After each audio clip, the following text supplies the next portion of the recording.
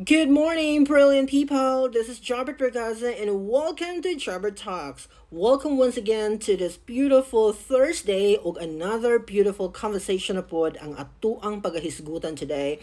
So thank you very much for everybody nga sigiglantaw sa atong mga videos, and I'm sure naamoy nakutlo while I'm sharing my story or anything, mga random ideas nga akong mahunahunaan every morning. So wag gid tay mga script ani mga my dear, wa tay gi-follow nga mga curriculum or mga syllabus.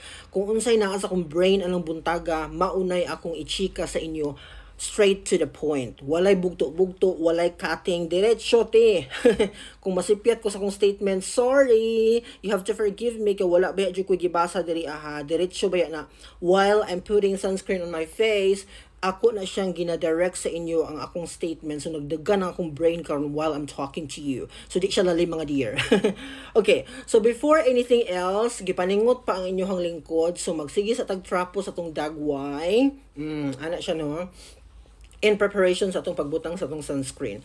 Now, mga my dear, ang akong topic karon, medyo dili siya normal nga gina-talk nako diri sa akong show kay 'di ba the usual topic nga akong gina-share sa inyo is about my work, about my job as a teacher or anything related sa ako ang profession. Ingon ana.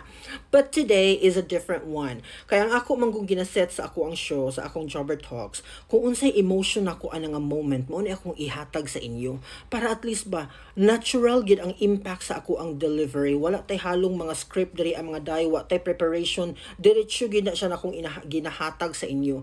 So para dili ko mag-struggle, whatever my emotion at a certain point, mao po akong i-share sa inyo ha, para dire-diretso ang ato ang conversation. So anyway mga my dear, kanin bitong ang atong kinabuhi no, dili man gid ta kompleto kung wala tay, dili ta mo involve anang gitawag nila gugma, ang love.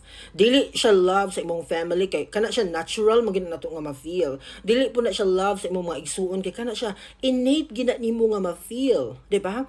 But I'm talking to you kanang love nga to strangers, to other people. Kana bang romantic nga relationship nga ma-create nimo sa usa ka individual. Kay kita man good as a tao, naatay standard nga ginaset sa atong kaugalingon. Tama ba ko? Kana bang naatay set of kanang qualification or requirements nga kung makit-an nato ni siya sa usa ka individual, maunay ato ang sign nga i-go na to ang usa ka person. Maunang, ang ubang mga tao, if you notice, nga naa sila'y higher nga qualification or standard sa kaugalingon, dugay sila makakitag love life. No? Dugay sila mahalin, kumbaga. Kung merkado pa ni, nangahali na ang tanan, ang siya, wa pagyud in tawon na palit. Tungod lagi kay naatay giset nga standard sa atong kaugalingon. Kinsay makarelate? Most of the time kani mga professional, kani mga dagkog ranggo, dagkog na human, mga anak ug dato, lisod pud ni kaayo sabton ang ilahang mga standard or upson ang ilang mga standard sa kinabuhi. Syempre, maumang guna ilang life pod. So di po na to ma-question ang ilahang mga choices sa kinabuhi, no? So kitang tanan na agyud tay mga standard nga ginaset, no? Bisag wa na to na siya gi-post sa social media for example, pero sa atong kaugalingon kabaluta, memoryado na to tanan ang standard nga atong giset while we are searching for somebody to be with us for the rest of our lives. Ingon ana gyud ang kinabuhi. However, through the years, akong na-realize o na-learn nga kanita ang standard nga atong ginaset sa atong kaugalingon, dapat daay siya flexible in nature. Diba na mali na yung pronounce.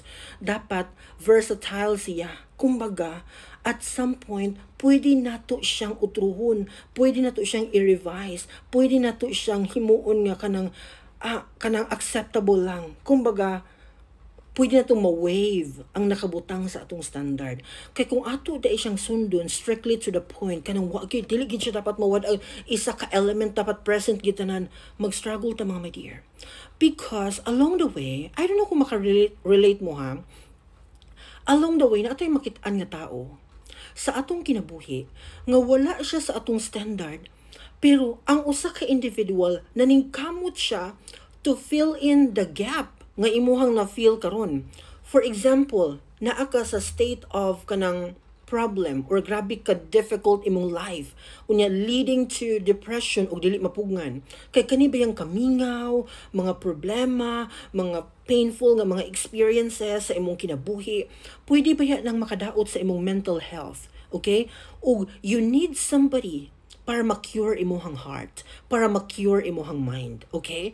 So in a situation, for example nga kung gi-share sa inyo ha, naka-encounter kag somebody in your life nga wala sa imuhang standard, mo nang dugay kaayo right after your last relationship, dugay siyang nasundan because you kept on looking for somebody else nga exactly pattern atong imuhang na-encounter before sa katong ex nimo. Mo ana man jud kag ay layo kaayo siya sa ako ang relasyon ni adtong 2015 for example.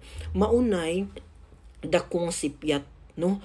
Kay sige ta og base sa ato ang past relationship. Wala na to gitagaag chance ang usa ka individual nga mahatagag value ang iyahang giplan for us. Di ba? So, mo po na akong na-realize kay ako grabe po kong standard sa kinabuhi.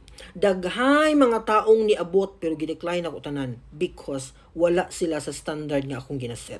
Ingon ana siya, murabag na ako sa punto ato mga my dear nga mahadlo ko mo invest sa ako ang kaugalingon. Mahadlo ko mo invest sa akong emotion kay what if mag-fail siya? What will happen to me? Pero karon no, nga nag-edad na ko og 30 plus, na-realize na ko nga it's okay to invest. Kung in the middle of your relationship, ma-fail siya, for example, after a few years or even after many years, let's say for example, 15 to 20 years, kung kana nga point sa inyong relationship, medyo shaky na gid siya, there's no like love between the two of you, then be ready to let go somebody else. Ayaw gyud. Ang ako no, sa una ang akong point gyud is, kung kaya pa i-fix ang relationship, then go. Talk each other, communicate, give him or her second chance to be with you again. Pero sa akong na-realize po through the years, niingon po ko, kung dili na gyud kayang i-fix ang usa ka relationship, then let the person go away and find somebody else to make you happy. Diba?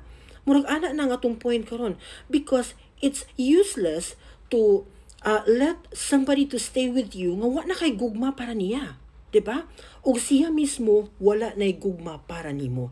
So, bottom line sa ako ang gi-share sa inyo karon, ang ako na-realize when we talk about love, bisag ang usa ka tao, wala gid siya sa imong standard. Medyo mahadlok ka, especially, kay tsuraan sa naong, kadaghay kaila, kadaghag friend, kadaghag nag-chat, whatsoever. No, dili gid malikayan nga naa gid tay doubt and uncertainties atong kaugalingon if this person is loyal to us, di ba? Unya mo invest na kag imuhang money kay kailangan magina nimo himuon, mo invest ka sa imuhang time, sa imuhang emotion, and then at the end of the day kabalo ka nga pwede pud siyang mabungkag. Pero ang dapat din natong isipon, whether mag-fail siya or mag-succeed at the end of the day, ang importante katong span of time that you were together, malipayon mo, no? Na feel in niya ang gap, ang katong certain points sa imong life nga grabe nimo ka struggle or grabe nimong struggle. Kay pag abot sa iya pag abot niya sa imong life, na makaka-istorya, no? If you wanna go to a certain place, for example, na ay somebody nga willing mo go with you without any consideration or without any kanang condition nga moadto ko sa imo if you will blah blah blah. Di man siya ingon ana. One call away man siya day. Pag imo siyang i-chat nga, pwede ta ka makauban karon? Yes, sir. So, kana siyang certain person, you have to invest your time and emotion.